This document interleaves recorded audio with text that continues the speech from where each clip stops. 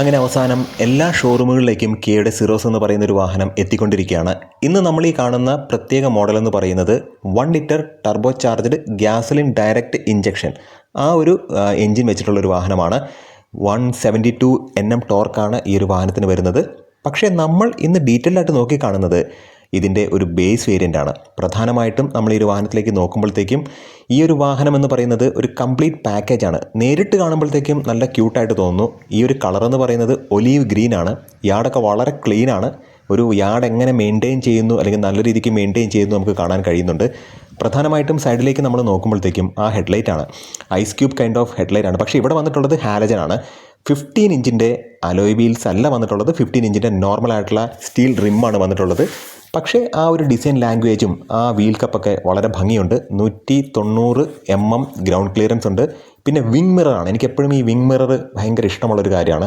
അല്ലെങ്കിൽ അത്തരത്തിലുള്ള ഫീച്ചറുകൾ കൊടുക്കുമ്പോഴത്തേക്കും വാഹനത്തിന് കുറച്ചും കൂടെ ഭംഗിയുണ്ട്. വലിയ ക്ലാഡിങ് കൊടുത്തിട്ടുണ്ട്. ഈ വലിയ ക്ലാഡിങ് യഥാർത്ഥത്തിൽ ഒരു SUV കൈൻഡ് ഓഫ് ലുക്ക് കൊടുക്കാൻ സഹായകരമാണ്. പിന്നെ താഴത്തേക്കൊക്കെ നമ്മൾ നോക്കുമ്പോഴത്തേക്കും സിൽവർ ഇൻസേർട്ടുകളും സ്കിഡ് പ്ലേറ്റുകളൊക്കെ കാണാൻ കഴിയുന്നുണ്ട്. ഫ്രണ്ടിൽ പാർക്കിംഗ് സെൻസേഴ്സ് ഉണ്ട്.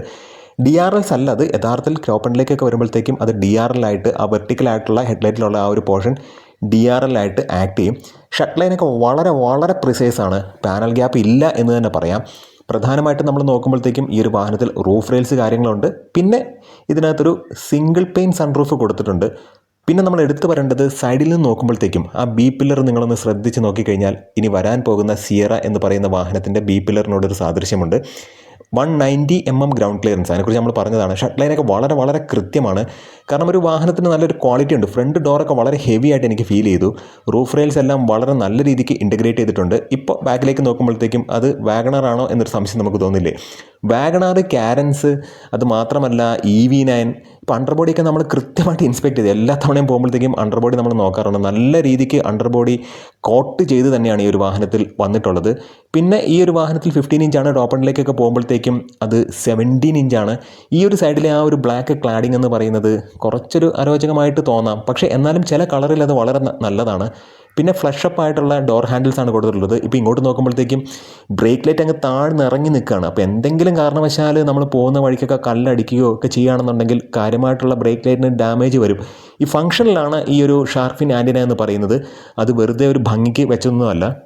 അതുകൊണ്ട് തന്നെ ഈ ഷാർഫിൻ ആൻറ്റിന എന്ന് പറയുന്നത് യഥാർത്ഥത്തിൽ ഈ ഒരു വാഹനത്തിൽ കറക്റ്റായിട്ട് ഒരു യൂസുള്ള ഒരു ഐറ്റമാണ്. മാത്രമല്ല TDGI എന്ന് പറയുന്ന ആ ഒരു ബാഡ്ജിങ് കാര്യങ്ങളൊക്കെ നിങ്ങൾക്ക് കാണാം. ബാക്കിൽ പാർക്കിംഗ് സെൻസേഴ്സ് ഉണ്ട്. 4 പാർക്കിംഗ് സെൻസേഴ്സാണ് കൊടുത്തിട്ടുള്ളത്. പക്ഷേ ടോപ്പണിലേക്കൊക്കെ വരുമ്പോഴത്തേക്കും ഫ്രണ്ടിൽ കോർണറിൽ വരെ പാർക്കിംഗ് സെൻസറുകൾ കൊടുത്തിട്ടുണ്ട്. എടുത്തു പറയേണ്ട ഒരു കാര്യമെന്ന് പറയുന്നത് ഈ ഒരു വാഹനത്തിൻ്റെ സസ്പെൻഷനാണ്. വളരെ മികച്ച ഒരു സസ്പെൻഷനാണ്. കാരണം ഈ ഒരു വാഹനത്തിൻ്റെ സസ്പെൻഷൻ വളരെ സോഫ്റ്റാണ്. ആ ഒരു വാഹനത്തിൻ്റെ അണ്ടർബോഡി കൃത്യമായിട്ട് നമ്മളൊന്ന് ഇൻസ്പെക്ട് ചെയ്ത സമയത്ത് വളരെ കൃത്യമായിട്ട് നല്ല നീറ്റായിട്ടിരിക്കുന്നു. കാരണം ഈ ഒരു വാഹനം എന്ന് പറയുന്നത് യഥാർത്ഥത്തിൽ ഞാൻ സിട്രോയിൻ്റെ C3 ഒക്കെ നോക്കിയ സമയത്തും അതിൻ്റെ അണ്ടർബോഡി നല്ല രീതിക്ക് കോട്ട് ചെയ്തിട്ടാണ് വന്നിട്ടുള്ളത്. ഇപ്പോൾ നമുക്ക് കാണാൻ കഴിയും ഇത് പെട്രോൾ വേരിയൻ്റ് ആണ്. സൈഡിലെ ആ ഒരു സി പില്ലർ കഴിയുമ്പോഴുള്ള ആ ഒരു ഗ്യാപ്പ് കാണുമ്പോഴത്തേക്കും യഥാർത്ഥത്തിൽ ഈ ഒരു വാഹനം വാഗണാർ പോലെ തന്നെ ഇരിക്കുന്നുണ്ട്. അപ്പോൾ അങ്ങനെ നോക്കുമ്പോഴത്തേക്കും വാഗണാർ, യതി, അങ്ങനെയുള്ള ഒരുപാട് വാഹനങ്ങൾ, യതി മാത്രമല്ല ഇപ്പോൾ പറഞ്ഞ സിയറ എന്ന് പറയുന്ന വാഹനത്തിൻ്റെ ആ ബി പില്ലർ നോക്കുമ്പോഴത്തേക്കും നമുക്ക് അങ്ങനെ ഒരു സാദൃശ്യമൊക്കെ തോന്നി. യഥാർത്ഥത്തിൽ നമ്മൾ എടുത്തുകൊണ്ടൊരു കാര്യം എന്ന് വെച്ച് കഴിഞ്ഞാൽ ഏത് കളറ് നിങ്ങളിപ്പോൾ കണ്ടു കഴിഞ്ഞാലും അത് യഥാർത്ഥത്തിൽ പോയിട്ട് നേരിട്ട് കാണുക. കാരണം ഈ ഒരു കളർ കാണാൻ നല്ല ഭംഗിയുണ്ട്. അതുമാത്രമല്ല ബ്ലാക്കിനോട് എനിക്ക് അത്ര വലിയൊരു ഇഷ്ടം തോന്നിയില്ല. പ്രത്യേകിച്ച് ഈ ഒരു വേരിയൻറ്റിൽ എനിക്ക് അത്ര ഇഷ്ടം തോന്നിയില്ല. ഈ ഒരു മോഡലിൽ ഇൻറ്റീരിയർ നോക്കുമ്പോഴത്തേക്കും വലിയ ഹെവി ആയിട്ടൊരു ഡോറാണ്. ഈ ഒരു വാഹനത്തിൻ്റെ യഥാർത്ഥത്തിൽ നമ്മൾ അമ്പരിപ്പിക്കുന്നത് അതിൻ്റെ ഇൻറ്റീരിയർ കംഫർട്ടും ക്യാബിൻ സ്പേസും ഒക്കെയാണ്.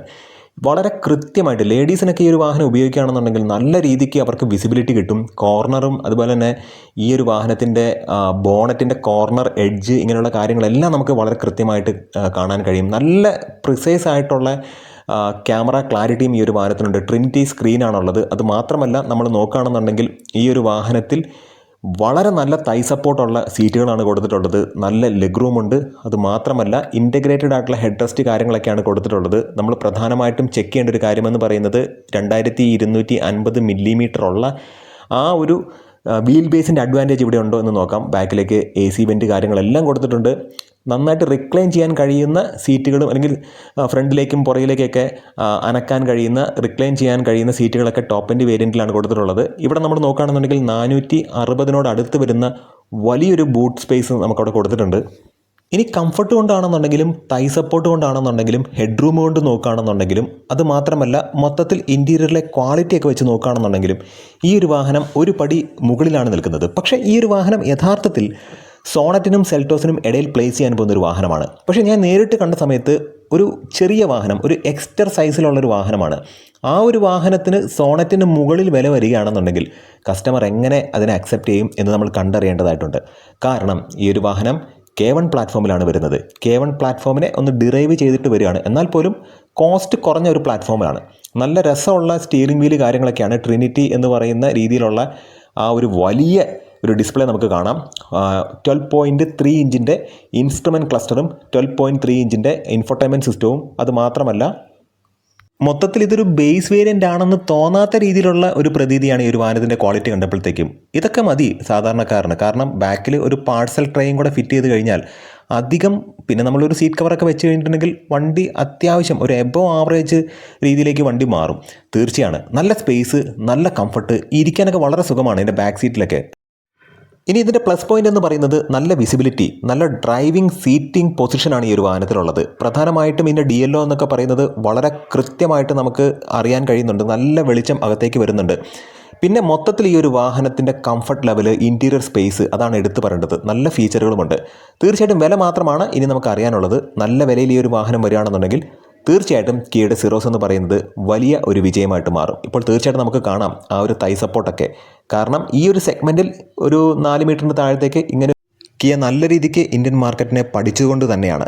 തീർച്ചയായിട്ടും ഇതിൻ്റെ പോസിറ്റീവ് സൈഡ് എടുത്തു പറയാം. 1 കംഫർട്ട്, 2 സീറ്റിംഗ് പൊസിഷൻ, മൂന്നാമത്തത് നമുക്കൊരു ക്ലസ്ട്രോഫോബിക് ഫീൽ ഈ ഒരു വാഹനത്തിൽ ഇരുന്നാൽ ഉണ്ടാകില്ല. വാഹനത്തിലെ മെറ്റീരിയലെല്ലാം, ഉപയോഗിച്ച മെറ്റീരിയൽ, പ്ലാസ്റ്റിക്, അങ്ങനെയുള്ള എല്ലാം നല്ല ക്വാളിറ്റി ഉള്ളതാണ്. പ്രധാനമായിട്ടും നമ്മളിനി ശ്രദ്ധിക്കേണ്ട ഒരു കാര്യം K1 പ്ലാറ്റ്ഫോമിലാണ്. അതുകൊണ്ട് തന്നെ ഈ ഒരു വാഹനത്തിൻ്റെ പ്രൈസ് എന്ത് തന്നെ പറഞ്ഞാലും, എത്ര ഫീച്ചർ കൊടുത്താലും ഇത് സോണറ്റിനും സെൽറ്റോസിനും ഇടയിലാണ് ഈ ഒരു വാഹനത്തെ പ്ലേസ് ചെയ്യാൻ പോകുന്നത്. അതുകൊണ്ട് തന്നെ പ്രൈസ് കൂടുതലായിട്ട് വന്നു കഴിഞ്ഞാൽ എത്ര നല്ല ക്വാളിറ്റി ഉള്ള വാഹനമാണെന്നുണ്ടെങ്കിലും ആ ഒരു വാഹനത്തിൻ്റെ പ്ലാറ്റ്ഫോമിനെ ബേസ് ചെയ്ത് നമ്മൾ നോക്കുകയാണെന്നുണ്ടെങ്കിൽ തീർച്ചയായിട്ടും എക്സ്റ്ററിൻ്റെ അല്ലെങ്കിൽ ഗ്രാൻഡായിട്ട് നിയോസിൻ്റെ ഒക്കെ പ്ലാറ്റ്ഫോമാണ്.